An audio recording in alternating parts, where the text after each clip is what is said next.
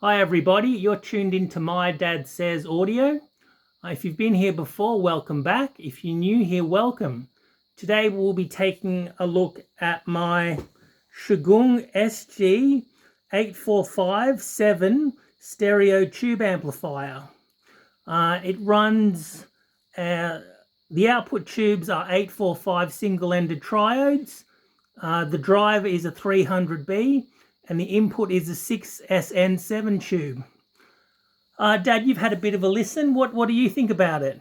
Oh, well, I've only had a brief listen, just a record and a couple of CDs. And, yeah, it's fun. Scary, but fun. Yeah, well, we're still alive. We're still alive, so that's good. There haven't been any lightning bolts thus far. No. I was telling my dad I don't like leaving it unattended in case it decides to melt down, do a Chernobyl. Yeah. But yeah. Well, these sort of amps I like the sound of.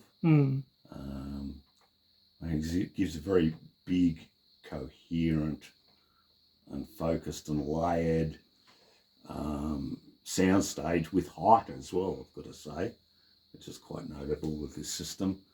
But personally speaking, they scare me a little bit. When you're running over 1,000 volts DC, it starts to get a little bit scary. Yeah, it's fun though. How heavy is it? It's 40 kilos or 37. I think it's 37 or between 37 and 40 packed. I think when it's packed, it's 40. Right. Yeah, in the box. I compared that. It's heavier than an Ongaku for what it's worth. So we'll just give you a quick look at the reference system we're listening with. We're listening with the Coral Flat 5s in the Audiosphere enclosure. That's mine. The preamp is my father's, who's kindly loaned it to me while we were doing a repair on my FVP vacuum state electronics phono pre. With the blue LEDs, the two boxes, you can see their sheer audio phono stage with outboard power supply, which I believe is modelled on... Effectively, it's Marantz circuit. Marantz 7 circuit. For analog, we were listening through their Technics SL10. And for digital, we were listening through the modified Marantz CD273 that my dad's completely recapped and done a few clever mods to the output stage and the DAC power supply, and that sounds quite good.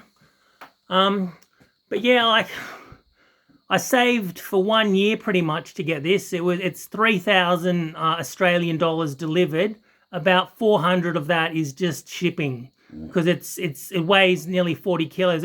When the delivery guy dropped it off, he's like, "Oh, we'll both carry it. It'll be easy." I'm like, what? It was nearly killed me just taking it from the delivery van into my room. So, you know, my dad said to me, when it goes bang, you'll have my condolences. That's it. It's the only thing you've got that I won't look at. Yeah. Oh. You know, because it does, as my dad said, you know, it's very exciting, but also I love listening to it. Don't get me wrong. You know, from that point of view, I'd have one, but they do scare me. Yeah, anything that's got lethal voltages inside is a bit scary. Yeah. But I'm really happy with it. Yeah. It suits the Corals. You know, they're kind of it's you know, and I'm only in a small room. Yeah. So it's way more power than you actually need. Yeah. But that gives you a certain amount of grip to the sound, if you like, amount of control over the actual cone. Yeah, it's actually quite good, and they're all have a reputation, all those tubes, of being good sounding tubes. I believe they date from the 40s or the 30s. Yeah, well, as we know, an 845 is a transmitting tube. Would be the more normal application, and dates from back to the Second World War, I believe. Yeah, they used to have them in and the... I think it's pretty much the same with the 6SN7s as well, and quite possibly the 300Bs. Mm. Historically, they're quite an old design. But yeah, it sounds good. Oh, you got your poor man's Ongaku now. Yeah, well, I could never afford forget an Ongaku. That'd pay off my mortgage. No, it's when we say poor man's Ongaku, it's meant in the best possible way. Complimentary yes. way. Like, you know. Yes. We're not seriously saying it's the same as No. Well, but I'll give you a bit of a slice of all that. Yeah, and if you're familiar with Audio Note, you're probably also familiar with their prices, which, you know, if you have to ask, you cannot afford. You know, and they use, like, I think, silver transformers in the output. Yeah. So that would cost a fortune. So, yeah, you know. I sort of remember in the early-ish 90s, I think it was, that it was an Ongaku was about $160,000 Australian back then.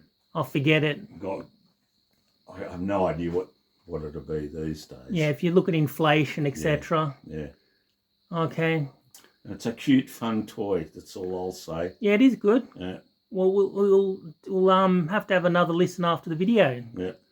Well, all right, guys, that's pretty much it. It's a pretty cool amp. But if I do any further listening and I feel like, you know, we need to do an update, I'll do an update. But for now, that's it. It's yeah, it's just we're gonna have a listen to it. Yeah. All right, guys. Hope you enjoyed the video. If this is your kind of content, please consider liking, subscribing, sharing, and commenting. All right, guys. Until next time, have a good one.